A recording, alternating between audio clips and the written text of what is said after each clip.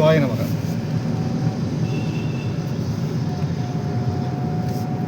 வாரத்துக்கு 6 நாள் வந்து எல்லாருமே டியூட்டி பார்ப்போம். நம்மகிட்ட விதி வழக்கா எல்லோரும் விதி வழக்கம்.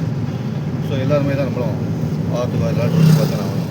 ஸோ ஆற்றுக்கு காலைல 10 மணிக்கு கிளம்பினா நைட்டு 10 மணி தான் வீடு வரும். ஸோ 10 to 10 கலக்குது.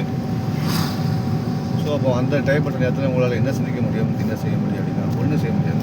அன்றாட வாழ்க்கை தான் அது காரணம். ஆனால் கிடைக்கிற ஒரு லீவு என்ன கிடைக்கும், வார லீவுன்னு ஒரு நாள் கொடுப்பாங்க இல்லையா. வார லீவில் அட்லீஸ்ட் ஒரு குறிப்பிட்ட ஒரு 2 மணி நேரமாவது நமக்கான நேரமாக மாற்றிக்கணும். பல்வேறு வேலைகள் இருக்கும். அந்த வார லீவில் எல்லா வேலையும் முடிப்போம். நம்ம ஒரு வாரத்துக்குள்ள வேலைகள் அப்போ முடிப்போம், வீட்டு வேலைகள்லாம் இருந்தாலும் நமக்கான வாழ்க்கையை வந்து வாழணும். ஏன்னா வந்து வாழும் போதே வாழுங்கிறது நல்லா அத்தி சொல்லுவார் இல்லையா. என்னை பொறுத்த வரைக்கும் கரெக்டுன்னு சொல்கிறேன். 2 மணி நேரமாக நம்ம இஷ்டப்படி இருக்கணும் இல்லையா.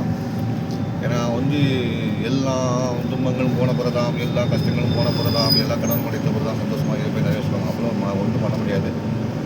இருக்கும்போதே வாழணும் மாரி, வாழும் போதே வாழணும் மாரி கிடைக்கிற நேரத்தில் நம்ம ஒரு வாரம் இருக்கிறாது ஒரு 2 மணி நேரம் ஒரு மைண்ட் ஃப்ரீ பண்ணி வாழ பழகிடுங்களா.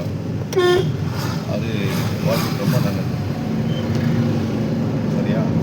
இன்றைக்கி நமக்கு ட்ராவல் டைம் கிடைச்சிது. இன்றைக்கி செவ்வாய்க்கிழமை முருகன் அருளால் ட்ராவல் கிடைக்கும். வாரத்துக்கு ஒரு நாள் கிடைக்கிது. இன்றைக்கி ஒரு ரவுண்ட் அடிச்சு மகிழ்ச்சியாக இருக்குது. சிவனும் கூட வராது.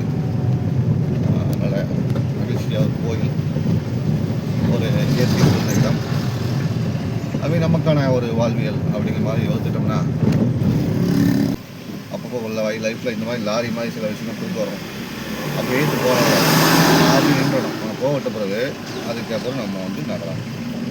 அதில் வந்து எந்த ஒரு இதுவும் ஆகிடப்போகுது இல்லை. முந்த போட்டு விட்டணும். வாழ்க்கையில் எல்லா இடத்துலையும் முந்தி போகிறாங்களா போகட்டும் விட்டணும்.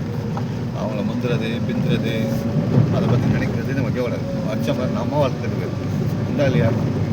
ஸோ நமக்கு எது தேவையோ அதை மட்டும் கட்டிக்கிட்டு பார்த்துக்கிட்டு போகிறது வாழ்க்கையில் எப்போதும் பெஸ்ட்டாக இருக்கும். ட்ராவல் மாதிரி வாழ்க்கையே ஒரு ட்ராவல் தான். கடவுள் கொடுத்த ஒரு ட்ராவல் வந்து வாழ்க்கை.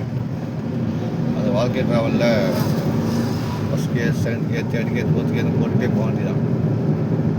கியர் நிப்பாட்டலாம் ஆண்டவன் வேலை.